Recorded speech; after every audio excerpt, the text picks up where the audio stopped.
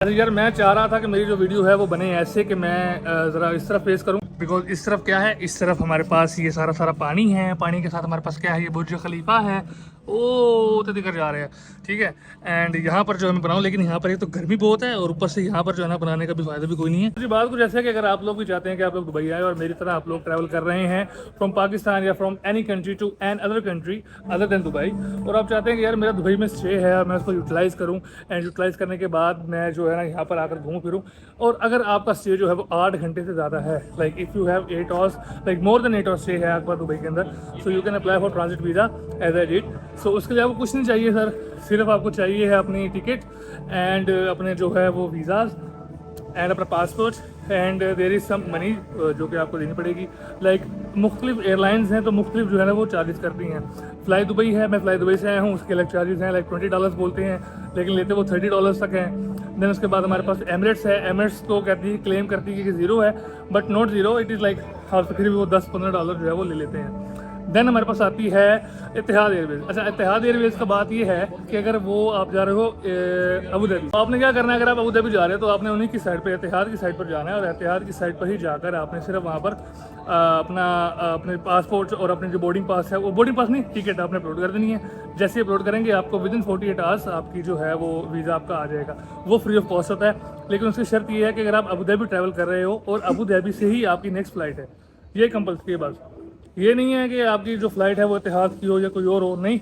Like you can apply for visa, अगर आपकी जो है अलग अलग एयरलाइन है, फॉर एग्जांपल एयर अरेबिया है, विज़ एयर है, कोई भी है, और आप वहाँ पर जा रहे हो, अबू धाबी जा रहे हो, तो आप वहाँ पर वीज़ा ले सकते हो, लेकिन आपका जो एयरपोर्ट अराइविंग और डिपार्चर है वो अबू धाबी होना चाहिए, ठीक है। लेकिन दुबई के केस में क्या है, दुबई के केस में ये है कि जो भी एयरलाइन है वो आपको स्पॉन्सर करती है, वो आपको अप्लाई करती है, वो आपका जो है वीज़ा वो स्पॉन्सर करके आपको देती है। सो अगर आप फ्लाई दुबई से आ रहे हो, फ्लाई दुबई देगी, एमिरेट्स से आ रहे हो, एमिरेट्स देगी, और बस ये 2 एयरलाइंस हैं जो आपको वीज़ा प्रोवाइड करेंगी। ओए ओए ओए ओए, अल्लाह ते बंदे शक्ल ते मैंने सही है यार, मज़े वाली चस वाली चस वाली चस वाली। हाँ चलते हैं, बुर्ज खलीफा का फोटो लेते हैं जाके। गर्मी बहुत है ना यार, सॉरी गर्मी बहुत है, पीछे एप्पल स्टोर वालों ने मना कर दिया कि यहाँ पर आप वीडियो नहीं रिकॉर्ड कर सकते, लेकिन फिर भी मैंने थोड़ी रिकॉर्ड की है, और चलते हैं यार, गर्मी बहुत है बस।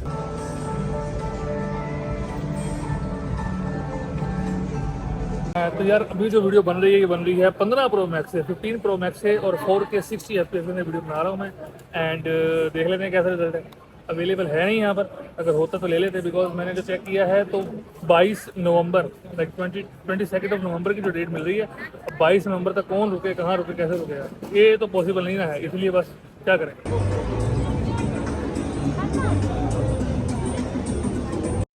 यार जब मैं वीडियो एडिट कर रहा था मुझे पता लगा कि मैंने ये तो बताया नहीं कि आप लोगों ने वीज़ा जो है वो किस तरह अप्लाई करना है, या how you can get UAE visa, transit visa हो या टूरिस्ट वीज़ा हो या कोई भी वीज़ा हो। देखो, जो बाकी ट्रांजिट जो टूरिस्ट वीज़ा है या बिजनेस वीज़ा है, या फिर हमारे पास आजकल तो उन्होंने फ्रीलांसर वीज़ा भी और गोल्डन वीज़ा भी निकाला हुआ है, वो तो एक अलग कैटेगरी है ना। आज हम बात करेंगे स्पेशली अबाउट ट्रांजिट वीज़ा, कि ट्रांजिट वीज़ा अगर आप दुबई जा रहे हैं या आपने दुबई का ट्रांजिट वीज़ा लेना है तो वो किस तरह अप्लाई कर सकते हैं।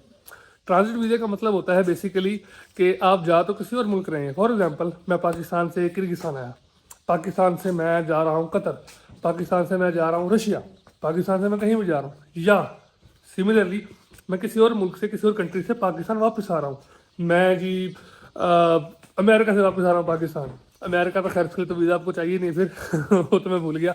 हाँ, तो मतलब किसी भी ए कंट्री से आप आ रहे हो और बी कंट्री में, लेकिन ट्रांजिट आपको जो है वो दुबई में पड़ता है, तो उसका सिंपल सा हल क्या है कि आपने लेना है ट्रांजिट। तो किसी भी कंट्री में जाने के लिए, लाइक आपको अगर आप यूएई जाना चाह रहे हो तो आपको चाहिए होगा वहाँ का ट्रांजिट वीज़ा। वैसे तो आप एयरपोर्ट के ऊपर स्टे कर सकते हो, उसके कोई वीज़ा कुछ नहीं है, आपको 24 आवर्स, 24 घंटे तक जो है वो आप दुबई इंटरनेशनल एयरपोर्ट के ऊपर रह सकते हो, और कोई आपसे नहीं पूछेगा आपका वीज़ा कौन सा है, कहाँ जा रहे हो, कैसे जा रहे हो। लेकिन अगर आपका स्टे जो है वो मोर देन 6 आवर्स है, 8 घंटे से ज़्यादा, सॉरी 6 या 8 घंटे से ज़्यादा अगर आपका स्टे है, तो आपको अप्लाई करना पड़ेगा फॉर यूएई ट्रांजिट वीज़ा। अच्छा, उसके अप्लाई करने का तरीका जो है वो हर जगह से मुख्तलिफ है। फॉर एग्जांपल लेट से कोई बंदा है पाकिस्तान से किसी और कंट्री में जा रहा है और उसका स्टे पड़ता है जी दुबई में, ठीक है, दुबई में उसका स्टे है और वो 8 घंटे से ज़्यादा है।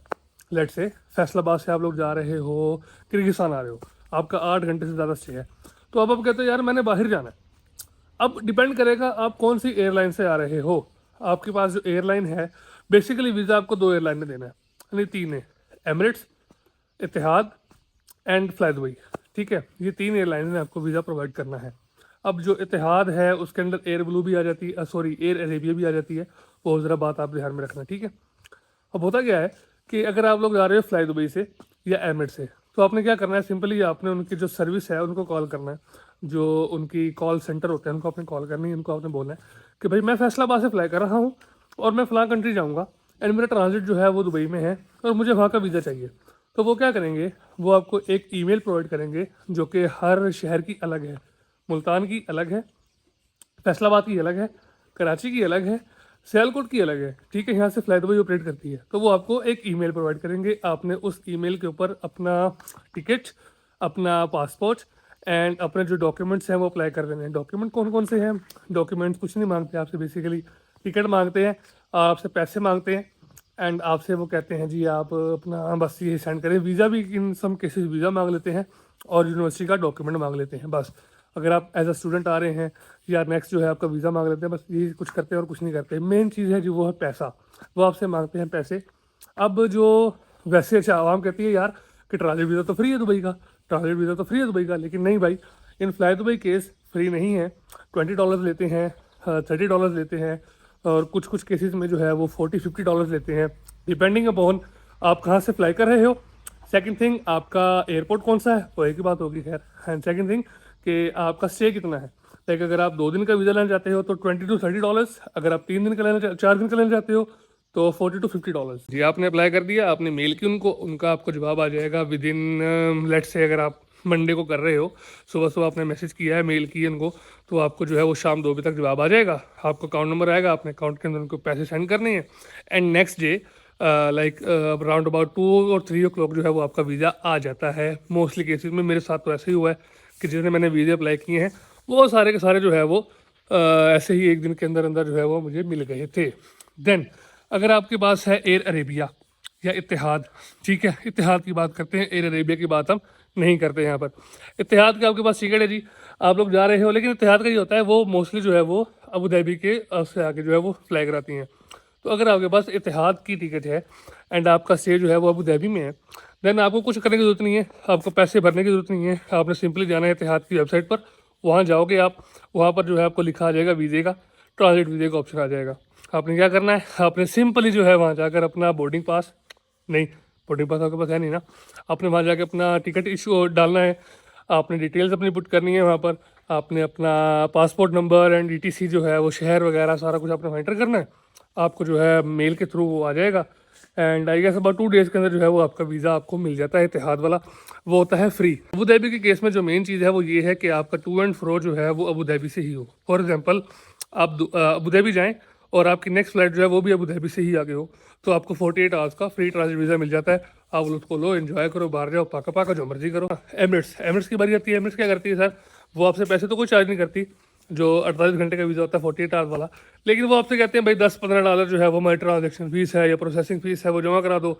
जो प्रीमियम मेंबर्स हैं उनसे नहीं मांगते, लेकिन जो हमारे जैसे हैं जो एक कभी कभी ट्रैवल करते हैं एमिरेट्स से, वो कहते हैं भाई दो पैसे, तो $10-20 वहाँ पर ही आप बचा कर रखो। अब सबसे जो मेन बात है ना वो ये है कि आप लोग कभी भी ऐसा ना करें कि ट्रांजिट वीज़ा अप्लाई करने के चक्करों में आप अपने जो है वो फ़्लाइट अलग अलग करवाएं। फॉर एग्जांपल मेरी आज की फ़्लाइट है, आज मैं जा रहा हूँ दुबई, ठीक है, दुबई पहुँच गया मैं, दुबई से जो मेरी नेक्स्ट फ़्लाइट है मैं उसको एक दिन का गैप निकाल कर अगले दिन की रख लेता हूँ, क्योंकि मेरे पास वो 48 आवर्स का वीज़ा है। ऐसा आपने नहीं करना जब तक आपके पास वीज़ा इशू नहीं हो जाए तब तक।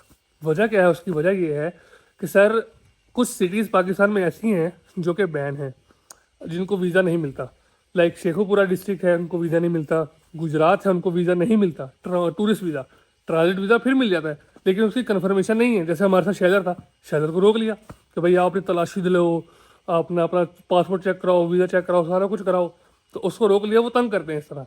तो आप लोगों ने क्या कोशिश करनी है कि मैक्सिमम स्टे वाली फ़्लाइट लें, उसी में जाएं और वही जो है वो टाइम यूटिलाइज़ करें। आप अलग से जो है वो 1 दिन 2 दिन ना डालें, उसका नुकसान ज़्यादा है, फ़ायदा कम है। लेकिन अगर आप किसी और सिटी से हैं, जिस तरह मैं खानेवाल डिस्ट्रिक्ट से हूँ, तो वो आप कर सकते हैं, उसमें कोई मसला नहीं है फिर। And then as you may know कि अगर आपके पास अमेरिका का वीज़ा है, UK का वीज़ा है या कहीं और का ऐसा वीज़ा है, और अगर आप लोग जो है वो ट्रैवल कर रहे हैं इस तरह, तो आपको ज़रूरत ही नहीं है सर वीज़े की। आप जाओ, क्या है, हाँ आप जाओ, वीज़ा ऑन अराइवल आपको मिल जाएगा, वीज़ा ऑन अराइवल मिल जाएगा, ट्रांजिट वीज़ा मिल जाएगा, सब कुछ मिल जाएगा, उसकी आप टेंशन लेने की ज़रूरत ही नहीं है। अगर आपके पास अमेरिका का, ऑस्ट्रेलिया का, यूके का, लंदन का, कहीं का वीज़ा है तो। थक गया यार, बात करते हैं। Okay, so that was it. पाका पाका। अरे यार, मैं फिर से मुझे पता लगा कि मैं एक चीज़ और भूल गया हूँ, वो ये है कि इन फ्लाई दुबई के केस में आपने मोस्टली फ्लाई दुबई और एयर अरेबिया के केस में ये है कि जहाँ से आप फ्लाई कर रहे हो ना, फॉर एग्जांपल अगर मैं बिश्केक से फ्लाई कर रहा हूँ तो यहाँ पर जो फ्लाई दुबई का ऑफिस है मुझे वहाँ से वीज़ा अप्लाई करना पड़ेगा। अगर मैं पाकिस्तान से फ्लाई कर रहा हूँ तो मुझे पाकिस्तान से वीज़ा अप्लाई करना पड़ेगा, ट्रांजिट वीज़ा जो दुबई का है। मतलब कि इससे क्या साबित हुआ कि जो भी कंट्री से आप फ्लाई कर रहे हो, जो आपकी कंट्री ऑफ ओरिजिन है, ठीक है, वहाँ से फ्लाई कर रहे हो तो आपने वीज़ा वहीं से लगवाना है, बिकॉज वो जो है ना आपके कफील बनते हैं। तो ये बात मैंने कहा ज़रा थोड़ी सी ऐड कर लूँ।